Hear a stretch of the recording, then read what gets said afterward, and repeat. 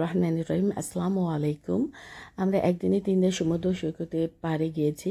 তো এদিকে এসেছে একদম শেষ প্রান্তে। এটা হচ্ছে ডিব্বা, ফুজেরা, আর এটা হচ্ছে শার্ক আইল্যান্ড। এদিকে অনেক হাঙ্গর মাছ থাকে, আর এদিকে আশেপাশে রিসেন্ট দামি দামি 5 স্টার হোটেলগুলা এই সাইডে। তো আমরা এদিকে যেদিকে এসেছি সাগর পাড়ে, সেদিকে একদম কম মানুষ ছিল, বলতে গেলে কোনো মানুষ ছিল না। আর পূর্ণিমা রাত ছিল, দেখতে অনেক সুন্দর লাগছিল, পানিতে চিকচিক করছিল পানিগুলা আলোতে। আর হচ্ছে একটা স্পিড ভোট যাচ্ছে। তো আমরা এদিকে কিছুক্ষণ বসেছিলাম, আর একটু বেশিক্ষণ বসার কথা ছিল কিন্তু বসতে পারিনি, যেহেতু আমরা একটা ফেমাস হালিমের রেস্টুরেন্টে যাব এই কারণে। তো মনোমুগ্ধকর একটা সিন ছিল, বাস্তবে অনেক সুন্দর ছিল, মানে অনেক সুন্দর। এদিকে অনেক পাথর ছিল, পাথর আর পাথর। আর এই জায়গাটা খুব নিরিবিলি, খুব কম মানুষ আসে, দেখতেও অনেক সুন্দর লেগেছে আমার কাছে। আর তারপরও হচ্ছে এদিকে একটা বাঙালি ফ্যামিলি বসেছিল, খাবার খাচ্ছিল, তারাও ঘুরতে এসেছে, আমরাও বাঙালি, আমরাও ঘুরতে এসেছি। কি সুন্দর দেখতে।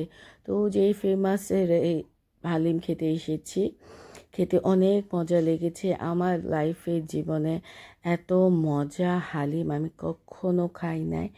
এত সুস্বাদু হালিম আমি বাংলাদেশেও খাই নাই। যেই খাবে সে বুঝবে হালিমগুলো এত মজা ছিল। তা আমরা রেস্টুরেন্টের ভিতরে যাইনি, একটু মানুষ বেচালা মানুষ ছিল, তো মানুষের সামনে আমরা বসিনি, আমরা রাস্তায় একবারে বসেছি।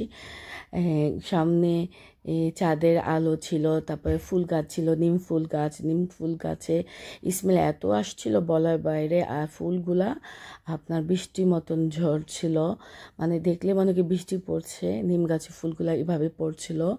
মানে এত সুন্দর একটি পরিবেশে খাবার খেয়েছিলাম, খুব ভালো লেগেছে। পরে আমরা রাত্রেবেলা আসছি, বিরিয়ানি ছিল, সেটা গরম করেছি, আর যে বেস্ট পিস করেছি, স্টিক করেছি। আর হচ্ছে এই ভুট্টাটা, এটা হচ্ছে সুইট কর্ন। তো এই ভুট্টাটা অনেক মজা ছিল, এটাও খেয়েছি। আল্লাহ হাফেজ, ভালো থাকবেন।